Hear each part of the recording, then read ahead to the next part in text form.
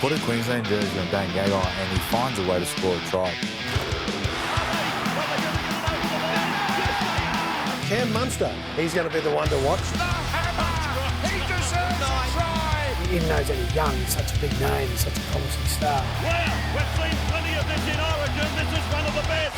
McCartney will score. And Queensland celebrates. He smashed.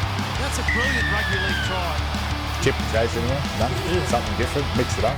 Pride is a wonderful thing for a footballer. G'day and welcome. It's Queenslander time here on the Wide World of Sports, where we're still in awe about the fact that Anthony Milford's remembered how to play rugby league again. Boys, how good was that performance? Where's that been? Yeah, he's. I'm sure he's inspired his teammates, inspired himself, made himself feel pretty good about it. I've got to say the performance was something that reminded us exactly what he's quite capable of doing. We just had a quick run over the game again. It took him almost 25 minutes to run with the ball for the first time. When he did, he created an instant try. He's got skills, ability, confidence. Seems to be a little bit better this week, but it was good for his teammates, good for himself. And certainly good for the Broncos. Yeah, I think just the weight of expectation was off his shoulders now. You know, he's got his future settled. He went into the game. It wasn't all the talk about the $1 million player that's not playing to his potential. It was just Milford's in the team and no pressure. And that's what he's capable of. And I think that's, I guess one of the frustrating things for probably Anthony and the Broncos of the last couple of years has been able to get that performance, from him week in, week out.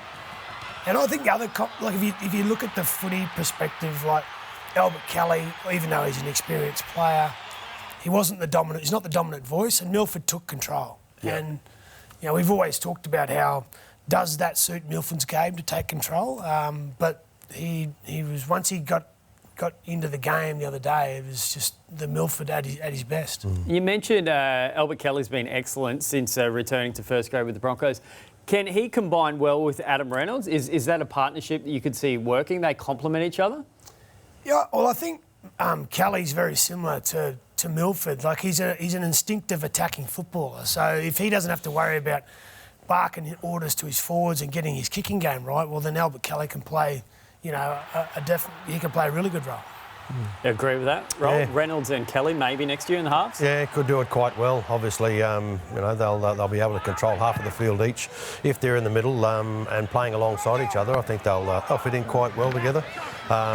It'll be interesting to see Albert his adjustment. I think he's been quite good. He's a pretty quiet sort of a bloke. We've been going to training sessions and just listening. He doesn't do a lot of talking on the field, but that's a real benefit for his instinct. He just reacts to what he sees on the football field, and he obviously feels quite comfortable when he's just sitting back, going with the pattern of play as it's called from outside. So yeah, I think there's promising things ahead. And that win over the Warriors came on the back of the captain announcing his retirement at the end of the season, Alex Glenn. 283 games, I think. Lockie, you, Corey Parker and Sam Thaiday, only players who have played more games for the Broncos at NRL level. How will you remember Alex Glenn? You played a fair bit with him too. Yeah. Look, I just think a player that, just always gave his best every week. I think every team needs an Alex Glenn. I think it's in the same mould of a Dale Finucane or I just think they're the tireless workers that don't get the accolades they deserve, and that's Alex Glenn. He wasn't out there looking for those accolades, but he took I remember when I first laid eyes on him in the under-20s, and he took the under-20s team to the grand final, which they nearly won. Anthony Griffin was the coach at the time, and he's trying to recruit everyone from that team to the Dragons. But he's got a great attitude towards life, great attitude towards his team and his family. Yeah, show me a bloke that doesn't like Alex Glenn, and I'll show you a bloke that's never met Alex Glenn. Yeah. He's one of those guys, his instinctive play on the football field has been questioned by a few people, but he's a different sort of a guy, a player. He leads by example, just goes out there and he works his backside off and does enormous things. Got a whole pile of mates that sit with him at the end of every game, realising that he put in another hard-working performance. He's one of those guys that you just love having him in your team, and he's a great player, but he's twice as good a bloke. And what about his leadership role? Leaves the big gap because it's still a pretty young, inexperienced Broncos side. How big a hole does that leave Lockie? Because he was the forward leader. Yeah, I think. I guess the opportunity is if someone leaves like that, is that the young guys start to stand up. And we're seeing that with Payne, we're seeing that with Tom Flegler. Pat Carrigan's got to come back. And they're all young, but they all have leadership qualities. So I think that's going to, with Alex gone, it's going to be an opportunity for others to grow and develop their leadership skills. And so while it's something you can't sort of replace with the experience straight away. Adam Reynolds will definitely add the experience. But and I guess Kurt Capewell as well as an Origin player will fill his position. So, there's definitely experience coming and there's an opportunity for those young ones. Yeah, Alex, I'm sure he's a position in the team. He had a lot of guys that have enormous skills on board and good leadership qualities, but they probably feel with him there, it's not good to get rid of him, but what it does is provide an opportunity upon his retirement to give the guys a chance to step up and lead the way. They've probably all got a little bit of leadership about them in their play, and they're going to be able to team together quite well, and I think it's inspiring times ahead. And a young player with plenty of potential down at the Titans, Jaden Campbell, his first half against the Storm. He's played 4 NRL games, 2 of them have been against the Melbourne Storm. Good luck, young son. And he killed it against Melbourne the other day. Guys, what did you make of his performance? Well, he's an athlete and he moves, I would say, maybe quicker or more dynamic than his father. Yeah. And he's a lot taller too. Yeah. So, look, he's got to... Look, if he has the same attitude that his dad has, and I can, on early glimpses I think he has, then, we've got a star in the making. Yeah, he's very level-headed as well. He doesn't get too carried away too soon. I loved his performance. I thought it was great. He went searching for opportunities, cruising around the back line to find out where the chances were in the opposition defensive line. I thought he was very good. He didn't get too carried away too soon, and that is really an indication of a guy that's quite prepared for a long career in first grade. And the talk is next season he'll be their fullback and maybe AJ Brimson moves to 5'8". Do you see that working? Could AJ make that transition and would that be a good move? Yeah, it's a tough one. I think AJ's best position is probably fullback, but if you were trying to fit both of them in the team, I don't know whether organising plays the best thing for AJ.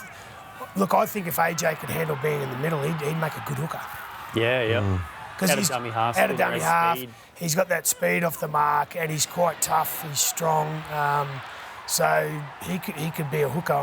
AJ's probably going, don't put me in there. But he's already broken his jaw at the moment. But, that's not an easy position to transition from fullback when you're used to just running all day and not making a lot of tackles.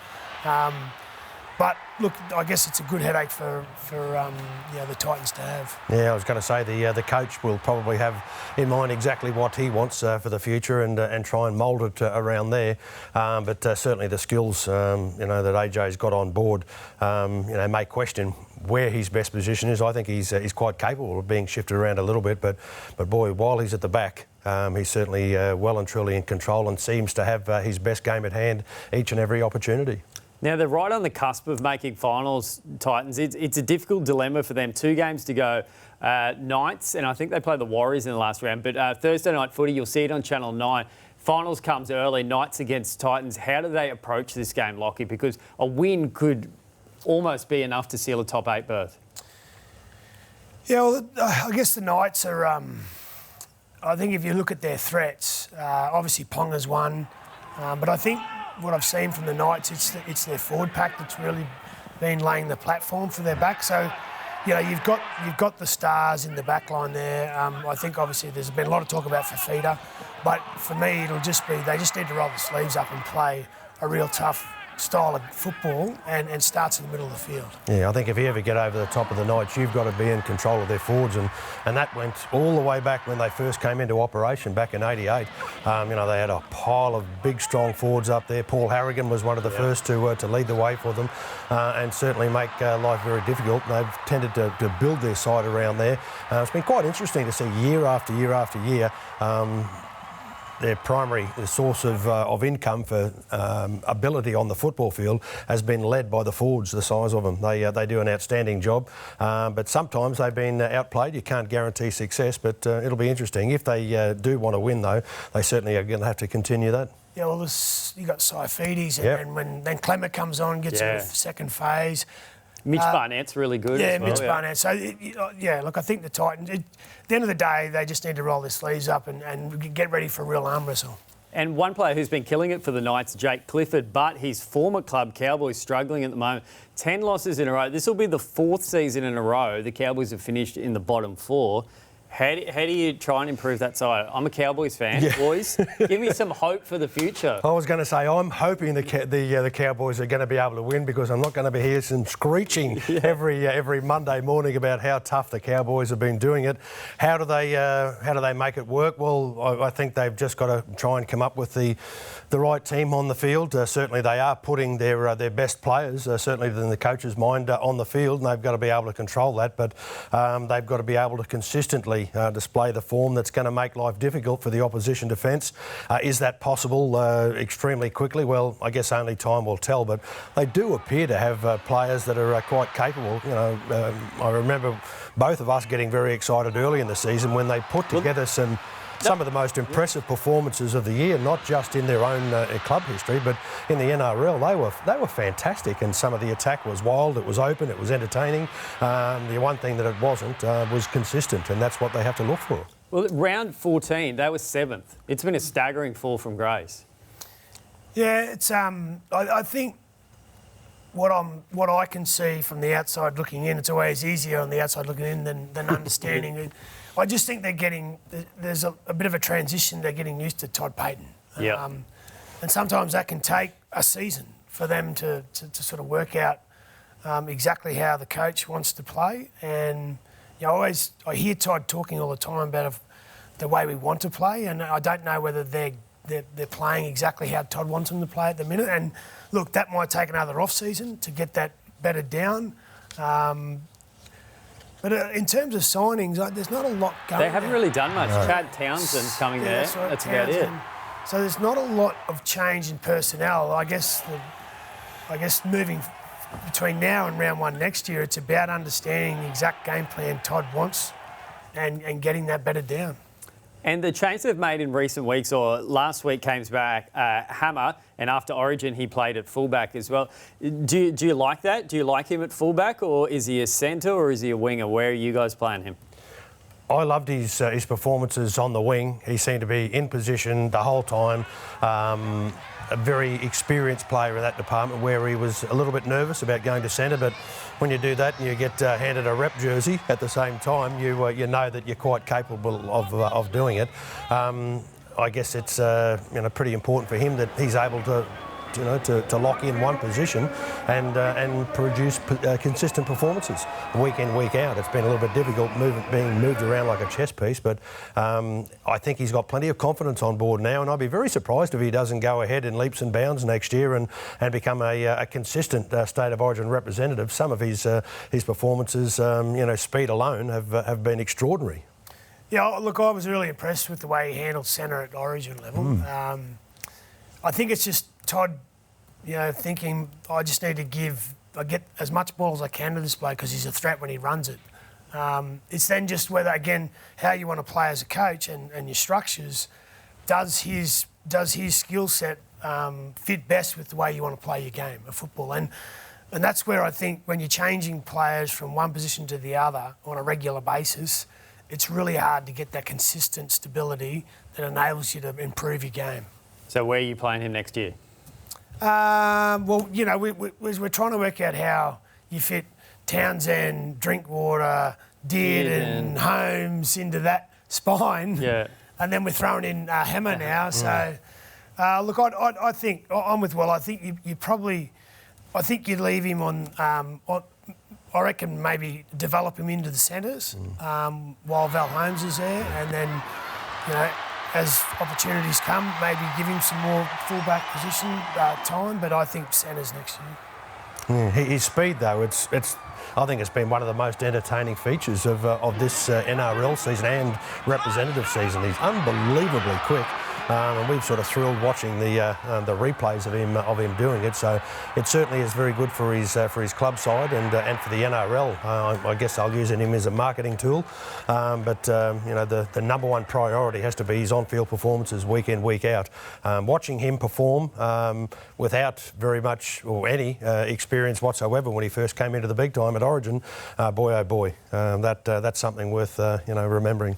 And just last one, boys, Reece Walsh. Great game against the Broncos, but heartbreak. He misses that conversion to send it to extra time. He misses that field goal. Credit to a lot of Broncos players. They were on field comforting him at Suncorp Stadium. Do you feel a little bit sorry for him? Oh, look, no doubt. I think, look, he had an off day with the boot, with the goal kicking, but him wanting to take the two-point field goal attempt, it just sums him up. If he makes an error, it doesn't worry him. Yep. He just wants to be involved. He wants to play. Yeah, volunteered his services, and there wouldn't be too many people that would do that, particularly with such pressure on the outcome of the result, whether he kicked it or not. So I think he's one of those guys that he's got a massive future in the game. Displays some wonderful form whilst he's out there. He's got virtually every trick in the book. I know there'll be some saying, yeah, but one of them's not, landing that particular drop goal. But it's easier said than done. But boy, he's only a young man yet, without a hell of a lot of experience in the big time. But he's going to be around for quite some time to come. A lot of 18-year-olds, if they were having a bad day on the boot with his goal kicking, they wouldn't even put their hand up to try and attempt a 2-point field goal. So, no, he's definitely going to be around for a long time. Well, boys, thanks again for your time. wideworldofsports.com. Stay tuned in the lead up to the final series, and make sure you watch the games all on Channel 9, kicking off Thursday night. Titans up against the Newcastle Knights.